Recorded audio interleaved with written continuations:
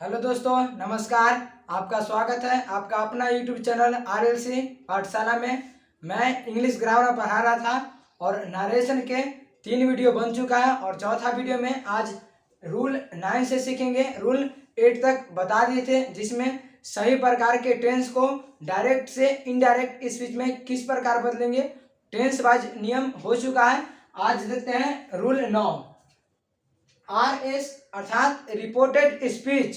RS reported speech यानी कि inverted comma के अंदर वाला। इन्वर्टेड कॉमा के अंदर वाले को क्या कहते हैं? Reported speech. रिपोर्टेड स्पीच में विल, शैल, मे, कैन।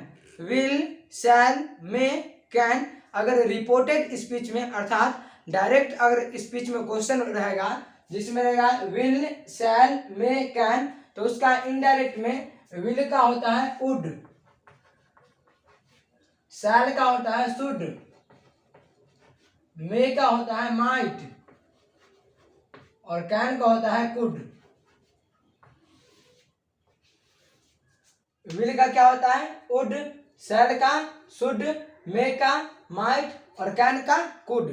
कब? जब डायरेक्ट स्पीच में डायरेक्ट स्पीच में भी रिपोर्टेड स्पीच में अर्थात इन्वर्टेड कॉमा के अंदर वाला में अगर शैल, विल, मे, कैन इस प्रकार के वर्ब का यूज होगा तो वह विल वुड में चेंज हो जाएगा, शैल शुड में चेंज हो जाएगा, मे माइट में चेंज हो जाएगा और कैन कुड में चेंज हो जाएगा। अर्थात कि डायरेक्ट से इनडायरेक्ट में बदल देना है। जैसे कि क्वेश्चन है, Mohan said to Sohan Rohan will buy a car. Question क्या है? Mohan said to Sohan Rohan will buy a car. इसमें मोहन डायरेक्ट स्पीच में है, इसको इनडायरेक्ट में बदलेंगे। मोहन बताए थे सैड के बाद क्या है? ऑब्जेक्ट। अगर सैड के बाद ऑब्जेक्ट रहता है तो सैड टोल्ड में चेंज हो जाता है और सैड के बाद ऑब्जेक्ट नहीं रहता है तो उसमें किसी भी प्रकार का परिवर्तन नहीं होता है। लेकिन यहाँ पर सैड के बाद क्या है? सोहन, जो कि ऑब्जेक्ट है, तो हो जाएगा सैड का टोल्ड, उसके बाद सोहन, कॉमा इन्वर्टेड कॉमा के बदले डैट। ये पहले वीडियो से ही बता रहे हैं, कॉमा इन्वर्टेड कॉमा के बदले डैट। उसके बाद रोहन, और यहाँ पर ध्यान से देखिए विल है, अर्थात कि रिपोर्टेड स्पीच का वर्ब क्या है? विल। तो विल है तो विल किस में चेंज होगा? वुड में। अगर यहाँ पर शैल रहता तो शुड में, मे रहता तो माइट में और कैन रहता तो कुड में। लेकिन यहाँ पर क्या है? विल, तो विल का चेंज केवल होगा वुड। उसके बाद बाय अ कार। समझ में आ गया होगा। एक और क्वेश्चन देखते हैं, Seema said to Garima. Seema said to Garima Reema can pass the exam. तो यहाँ पर ध्यान से देखिए, Reema can pass the exam यानी कि इन्वर्टेड कॉमा के अंदर वाला रिपोर्टेड स्पीच है और उसमें कैन का प्रयोग हुआ है, CAN, कैन का प्रयोग हुआ है।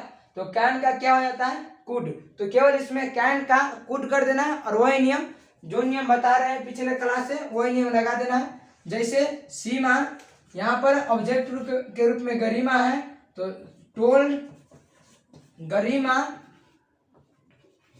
डैट रीमा।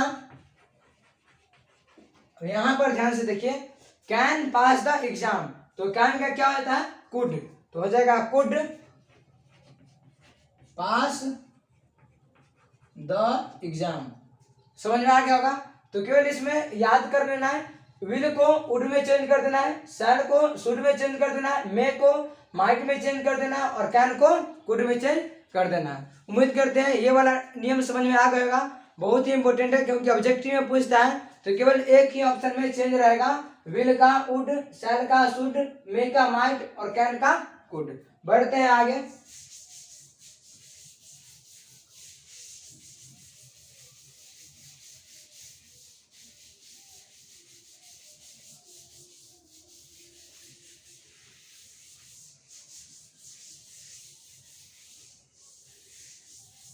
आगे एक्सेप्शन है,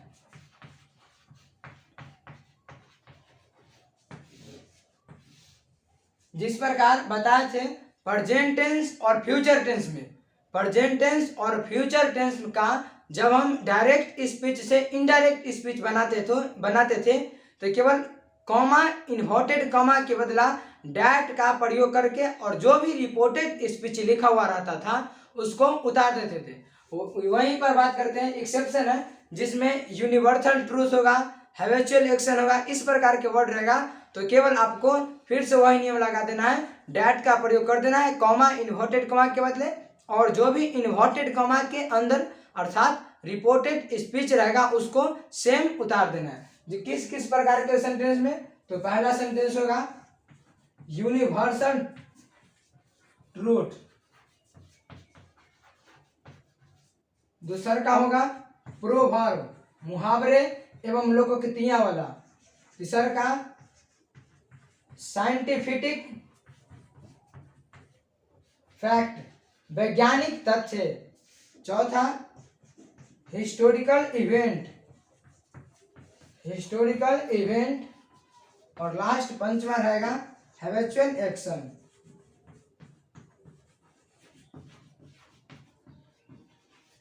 ध्यान से देखिएगा, universal truth, proverb, scientific fact, historical event और हैबिचुअल एक्शन, इन 5 प्रकार के सेंटेंस में केवल कॉमा इन्वर्टेड कॉमा के बदले हमको डैट का प्रयोग कर देना है, और सेम जिस प्रकार से प्रेजेंट टेंस और फ्यूचर टेंस के बताए थे, कॉमा इन्वर्टेड कॉमा के बदले डैट का प्रयोग करके और रिपोर्टेड स्पीच में जो भी लिखा हुआ रहता है उसको सेम उतार देते थे।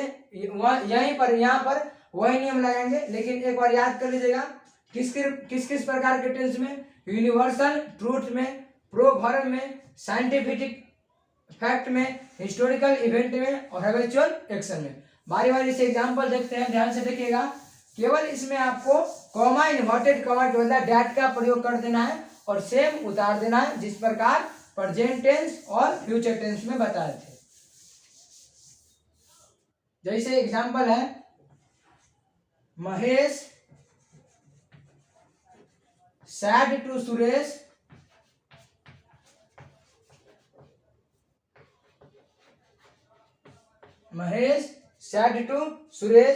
The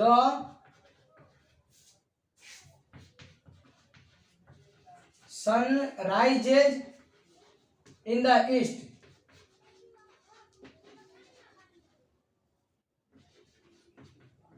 The sun rises in the east. Mahesh said to Suresh, comma inverted comma, the sun rises in the east. तो यह यूनिवर्सल ट्रूथ है, सार्वत्रिक नियम है जो कि हमेशा सन राइजेज किस दिशा में उगती है, तो ईस्ट में। समझ में आ गया होगा। ध्यान से देखिए, बताए थे आर्टिकल्स में जो दुनिया में केवल एक होता है यानी कि यूनिक होता है उसके पहले द का प्रयोग होता है, तो यहाँ पर सन के पहले द का प्रयोग हो गया। और बताए थे डायरेक्शन के पहले भी द का प्रयोग होता है, तो यहाँ पर ईस्ट से पहले द का प्रयोग हो गया। तो इसमें क्या करना है हमको, केवल महेश सैड के बाद देखिए क्या है, सुरेश, तो सैड के बाद सुरेश है ऑब्जेक्ट के रूप में, तो हो जाएगा टोल्ड सुरेश डैट, और यहां पर सेम चीज लिख देना है, the sun rises in the east, the sun rises in the east. समझ में आ गया होगा। इसमें केवल आपको कॉमा और इन्वर्टेड कॉमा के बदला डैट का प्रयोग कर देना है और सेम उतार देना है। एक और दो एग्जांपल से बात करते हैं, देखिएगा।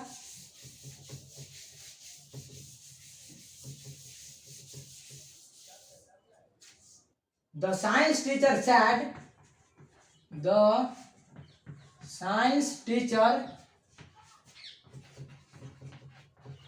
said, comma inverted comma, the science teacher said, comma inverted comma, water boils at 100 degree Celsius. तो ये भी एक साइंटिफिक फैक्ट है कि जो कि वाटर बॉयल्स कितना डिग्री सेल्सियस पर होता है, तो 100 डिग्री सेल्सियस पर। तो the science teacher said, comma inverted comma, water boils at 100 degree Celsius. और जो सेंटेंस यहाँ पर करा रहे हैं वही सेंटेंस अन्य बुक में भी मिलेगा और एग्जाम में भी यह इसी भी प्रकार का सेंटेंस रहता है, क्योंकि साइंटिफिक फैक्ट है, इसीलिए इसी आधार पर क्वेश्चन रहेगा कि देखिए इसका बनाएंगे कैसे।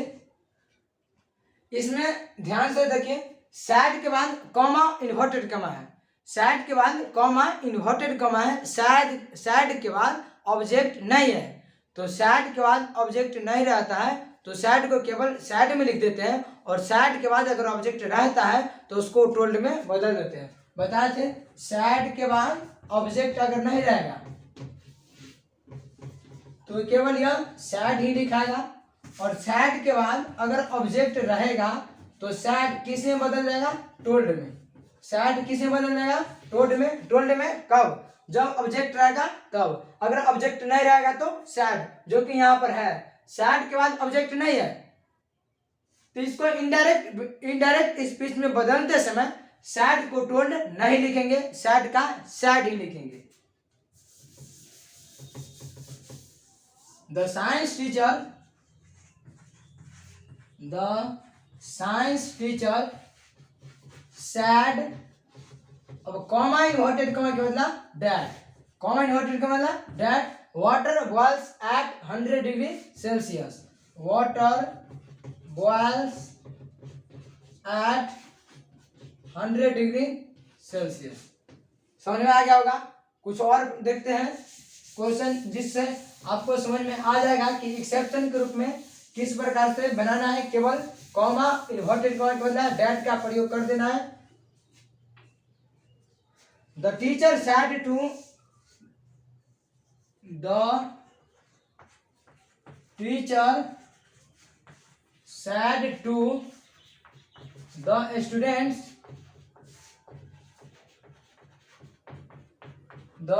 Students comma inverted comma India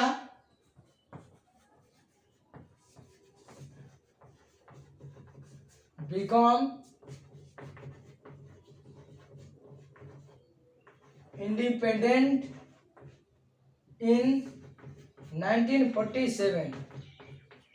तो यह एक यूनिवर्सल ट्रूथ है, इंडिया बिकॉम इंडिपेंडेंट 1947। तो इसको क्या करना है, द टीचर, अब यहाँ पर देखिए सैड के बाद क्या है, ऑब्जेक्ट, और ऑब्जेक्ट ग्रुप में क्या है, द स्टूडेंट्स। तो यहाँ पर सैड के बाद ऑब्जेक्ट है तो सैड को हमको टोल्ड में चेंज कर देना है। तो told the students comma inverted comma के बदला दैट इंडिया बिकम इंडिपेंडेंट 1947।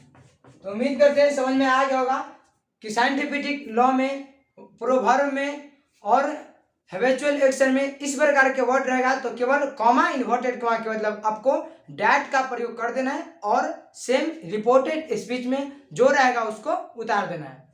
अब चलते हैं अगला नियम पर। अगला नियम में थोड़ा ध्यान से समझिएगा, क्योंकि अभी तक जितना बताए हैं नरेशन में, पहले बताए थे, अभी तक जितना बताए हैं नरेशन में उन सब में अगर ध्यान से देखिएगा तो कॉमा इन्वर्टेड कॉमा के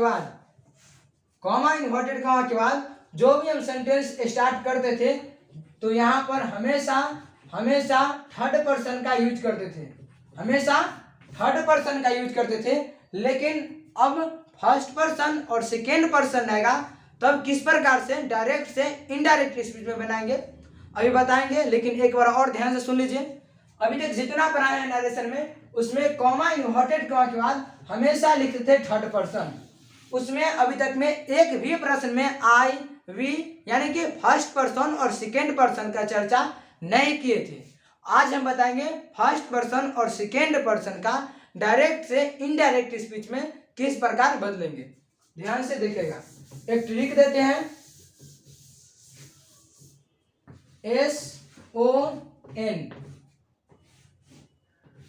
सॉन, SON, यह ट्रिक ध्यान में रख लीजिएगा, जिससे आपको फर्स्ट पर्सन और सेकेंड पर्सन और थर्ड पर्सन, हालांकि थर्ड पर्सन का डायरेक्ट से इनडायरेक्ट में समझा दिए हैं, समझाना केवल दो ही प्रकार के हैं, फर्स्ट पर्सन को और सेकेंड पर्सन को, लेकिन यहाँ पर थर्ड पर्सन का भी बात कर लेंगे। तो ध्यान से सुनिए, सन, SON, इसको इस ट्री को याद कर लीजिएगा, SON, एस मतलब हो गया सब्जेक्ट,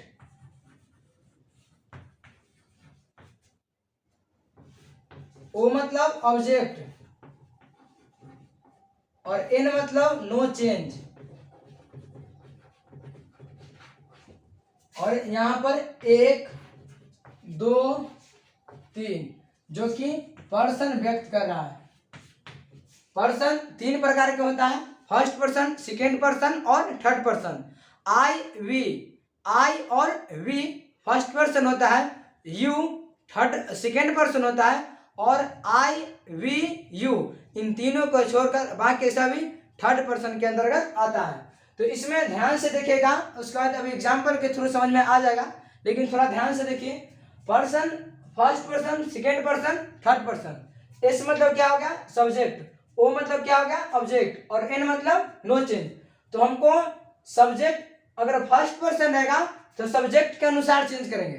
ध्यान से सुन लीजिएगा, फर्स्ट पर्सन रहेगा तो सब्जेक्ट के अनुसार चेंज करेंगे, सेकेंड पर्सन रहेगा तो ऑब्जेक्ट के अनुसार चेंज करेंगे, और थर्ड पर्सन रहेगा तो उसको नो चेंज, जो कि आज नरेशन की चौथी क्लास है, बाकी 3 क्लास में थर्ड पर्सन वाला ही बताए थे। जैसे रमेश लिखते थे तो डायरेक्ट स्पीच में, इनडायरेक्ट स्पीच में भी रमेश ही लिख देते थे, लेकिन अब आज केवल फर्स्ट पर्सन और सेकेंड पर्सन वाला बताएंगे, थर्ड पर्सन वाला बता दिए। एक बार और रिपीट कर रहे हैं, ध्यान से सुनिएगा।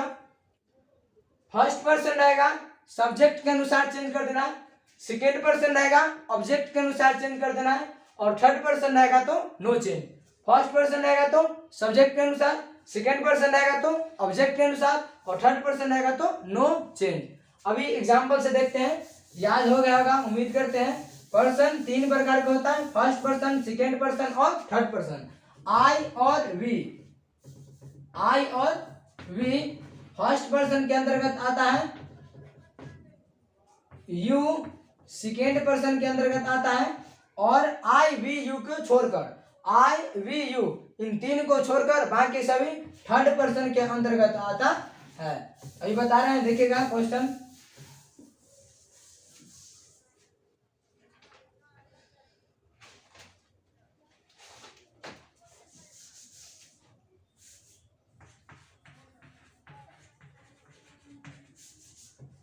डायरेक्ट स्पीच क्वेश्चन है, Ram said to Shyam, I am writing a letter. I am writing a letter. ध्यान से देखिए, हम बताए थे सभी नियम एक ही प्रकार के लगाएंगे। इसमें EJMR है तो उसको वॉज वर्ब में चेंज कर देना है। जैसे कि यहाँ पर देखिए एम है तो इसको सबसे पहले, अब ये सब नियम बता दिए टेंस वाइज वाला, तो उम्मीद करते हैं याद होगा। अगर इससे पिछला वीडियो 3 को वीडियो नरेशन पर बन चुका है, अगर उन तीनों वीडियो को नहीं देखे हैं तो प्ले लिस्ट में बना हुआ है, देख लीजिएगा। अगर उन तीनों वीडियो अगर नहीं क्लियर होगा तो आज वाला कुछ भी समझ में नहीं आएगा, क्योंकि आज वाला टॉपिक टेंस पर आधारित है, और टेंस पर आधारित हम डायरेक्ट स्पीच से इनडायरेक्ट स्पीच पढ़ा दिए हैं, जिसमें बताए थे EJMR को वॉज वर्ब में चेंज कर देना है। अब देखिए कैसे बनाएंगे। राम, श्याम है यहाँ पर ऑब्जेक्ट के रूप में, तो टोल्ड श्याम, यहाँ तक तो कोई चेंज नहीं। फिर कॉमा इन्वर्टेड कॉमा के बाद डैट। अब चेंज कहाँ पर होगा, ध्यान से देखिएगा। यहाँ पर लिखा हुआ है आई, यहाँ पर क्या लिखा हुआ है आई, जो कि फर्स्ट पर्सन है। आई क्या है, फर्स्ट पर्सन। आई और वी फर्स्ट पर्सन है, तो आई हम बताए हैं, एक बार और बता देते हैं। SON first person, second person, third person. First person आपका सब्जेक्ट के अनुसार चेंज होगा, सेकेंड पर्सन ऑब्जेक्ट के अनुसार चेंज होगा, और थर्ड पर्सन नो चेंज। तो फर्स्ट पर्सन किसके अनुसार चेंज होगा, सब्जेक्ट के अनुसार। तो यहाँ पर राम क्या है, सब्जेक्ट, श्याम क्या है, ऑब्जेक्ट। तो आई, अब आई फर्स्ट पर्सन है तो सब्जेक्ट के अनुसार तो सब्जेक्ट एज यहाँ पर राम के रूप में है, और राम है जो कि पुल्लिंग है, इसीलिए यहाँ पर ही लिखेंगे। समझ में आ गया होगा। अगर यहाँ पर सीधा रहता तो यहाँ पर सी लिखते हैं, यानी कि पुल्लिंग रहेगा तो पुल्लिंग लिखेंगे, और स्त्रीलिंग रहेगा तो स्त्रीलिंग। लेकिन इसमें एक ही बात को याद रखना है, बार बार बोलना है, फर्स्ट पर्सन को सब्जेक्ट के अनुसार चेंज करना है, सेकेंड पर्सन को ऑब्जेक्ट के अनुसार चेंज करना है, यदि थर्ड पर्सन है तो नो चेंज। तो यहाँ पर ही हो गया। अब बताएं इज एम आर, जब डायरेक्ट स्पीच में इज एम आर आता है तो उसका इनडायरेक्ट स्पीच बनाते समय वॉज वर्ब हो जाता है, तो ही के साथ लगेगा वॉज, उसके बाद writing a letter, writing a letter. समझ में आ गया होगा। एक बार और रिपीट कर रहे हैं, आई यहाँ था फर्स्ट पर्सन, और फर्स्ट पर्सन को हमको सब्जेक्ट के अनुसार चेंज करना है, और सब्जेक्ट क्या है यहाँ पर राम, इसीलिए यहाँ पर लगा है ही। और इज एम आर आता है तो वॉज वर्ब में बदल देते हैं, जो कि बता चुके हैं। तो ही के साथ क्या लगता है वॉज, और राइटिंग अ लेटर। समझ में आ गया होगा। अभी और एग्जाम्पल से बात करते हैं। बस केवल सॉन वाला ट्रिक याद कर लीजिएगा, उसी से आपका बन जाएगा सभी प्रकार का नरेशन में, जो कि फर्स्ट पर्सन और सेकेंड पर्सन और थर्ड पर्सन वाला रहता है।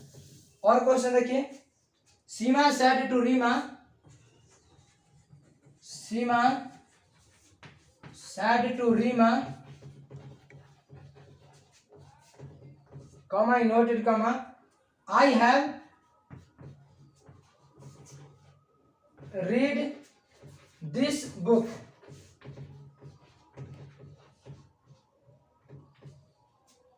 I have read this book। यहाँ पर ध्यान से देखिएगा, डायरेक्ट स्पीच यहाँ, इसको इनडायरेक्ट बनाने से पहले एक टेबल लिख रहा है, उस टेबल को लिख लीजिएगा, बहुत ही इंपॉर्टेंट है।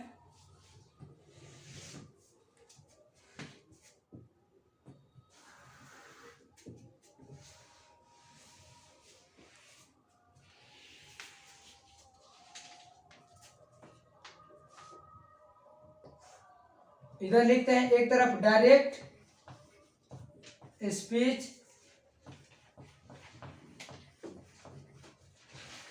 और एक तरफ indirect speech.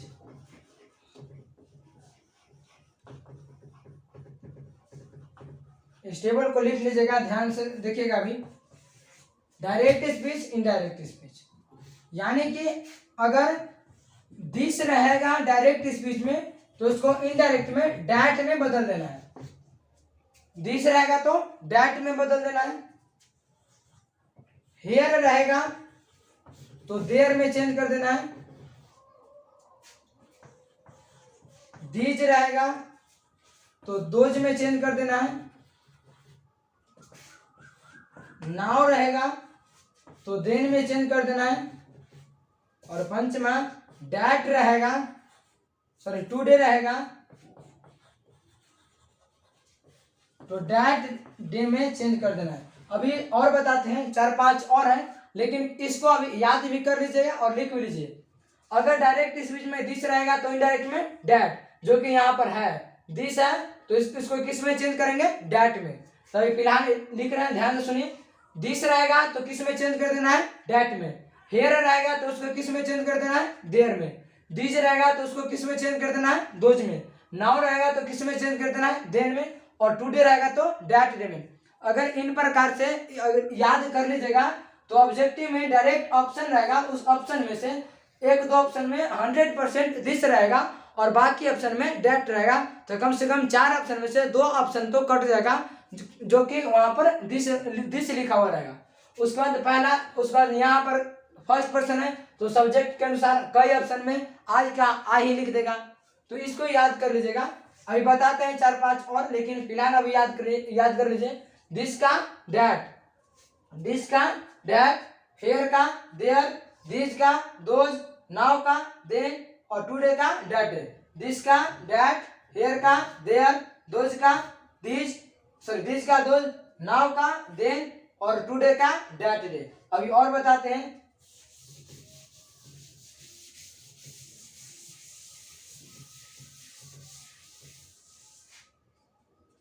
Yesterday, the day before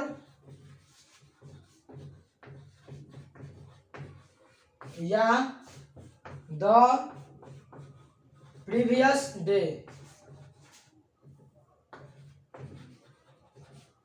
अगर यस्टरडे रहेगा तो क्या लिखेंगे, the day before. Direct speech में अगर यस्टरडे रहेगा तो उसका इनडायरेक्ट स्पीच बनाएंगे तो उसमें लिखेंगे द डे बिफोर, या आप लिख सकते हैं द प्रीवियस डे। दोनों में से कोई आप लिख सकते हैं। कब? जब डायरेक्ट स्पीच में यस्टरडे रहेगा तब। तो उसको इनडायरेक्ट में क्या लिखेंगे, द डे बिफोर या द प्रीवियस डे। आगे बात करते हैं टुमारो। टुमारो का होता है द नेक्स्ट डे या द फॉलोइंग डे। टुमारो का द नेक्स्ट डे या द फॉलोइंग डे, दोनों इंपॉर्टेंट है। कई बार पूछा गया प्रश्न है इन खासकर यस्टरडे और टुमारो से। यस्टरडे रहेगा तो द डे बिफोर लिख देना है या द प्रीवियस डे। अगर टुमारो रहेगा तो द नेक्स्ट डे या द फॉलोइंग डे। बहुत ही इंपॉर्टेंट है, उम्मीद करते हैं याद कर लिए होंगे। यस्टरडे रहेगा तो द डे बिफोर या द प्रीवियस डे।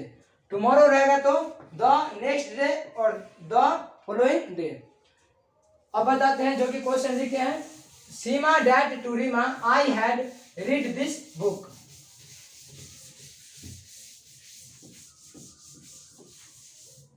तो यहां पर देखिए सीमा हो गया, सैड के बाद क्या है, रीमा। तो टोल्ड हो गया, रीमा हो गया, कॉमा इन्वर्टेड कॉमा के बदला डैट हो गया। और फिर से बात कर रहे हैं यहाँ पर आई है, और आई क्या है यहाँ पर, फर्स्ट पर्सन है। तो आई फर्स्ट पर्सन है तो सब्जेक्ट के अनुसार चेंज होगा, और यहाँ पर सब्जेक्ट सीमा है तो यहाँ पर क्या लिखेंगे, सी। उसके बाद में हैव, तो बताए थे हैज या हैव रहता है, बताए थे पिछले वीडियो में। जब डायरेक्ट स्पीच में हैज या हैव रहता है तो उसको हैड में चेंज कर देते हैं, अर्थात प्रेजेंट परफेक्ट टेंस को आपको पास्ट परफेक्ट टेंस में बदल देते हैं। यानी कि हैज या हैव को किस में चेंज कर देते हैं, हैड में, HAD, हैड में चेंज कर देते हैं। हैज या हैव को हैड में चेंज कर देते हैं। तो यहां पर हो जाएगा सी हैड रीड। अब यहां पर फिर से देखिए दिस है। तो अभी बताए थे अगर डायरेक्ट स्पीच में दिस रहेगा तो इनडायरेक्ट में क्या बन जाएगा, डैट। तो यहां पर हो गया डैट बुक। क्वेश्चन था Seema said to Reema I have read this book. तो यहां पर ऑब्जेक्ट क्या है, रीमा, और सब्जेक्ट क्या है, सीमा। तो सैड के बाद ऑब्जेक्ट है तो उठोल में बदल गया, रीमा का रीमा हो गया, और कॉमा इन्वर्टेड कॉमा के बदला डैट हो गया। और आई जो कि फर्स्ट पर्सन है तो फर्स्ट पर्सन सब्जेक्ट के अनुसार चेंज होता है, और सब्जेक्ट क्या था, सीमा था, इसीलिए यहाँ पर सी आ गया। उसके बाद हैव है, और बताए थे हैज या हैव के बदले हैड आता है तो यहाँ पर हैड आ गया। उसके बाद रीड हो गया, और दिस का डैट हो गया, और बुक हो गया। अभी एक बार और रिवीजन करा देते हैं, देखिएगा। बोलते हैं दिस का डैट, हेयर का देयर, नाउ का देन, टुडे का डैट डे, यस्टरडे का द प्रीवियस डे या द डे बिफोर, और टुमारो के द नेक्स्ट डे या द फॉलोइंग डे। मिलते हैं अगली वीडियो में, इसी पर आधारित और प्रश्न निकालेंगे SON पर, जिसमें बताए हैं first person, second person, third person. First person subject के अनुसार, थर्ड पर्सन ऑब्जेक्ट के अनुसार, सेकेंड पर्सन ऑब्जेक्ट के अनुसार, और थर्ड पर्सन में नो चेंज। तो इस पर आधारित कुछ और प्रश्न अगले वीडियो में बनाते हैं। तब तक आज नरेशन का चौथा वीडियो होगा, और बाकी चौथा तभी समझ में आएगा जब शुरू से पहला, दूसरा और तीसरा इन तीनों को देख लीजिएगा तब। क्योंकि यहाँ पर देखिए हैव है तो इसे पिछले वीडियो में बताया है, हैव रहेगा या हैज रहेगा तो वह हैड में परिवर्तित होगा। मिलते हैं अगले वीडियो में, जय हिंद।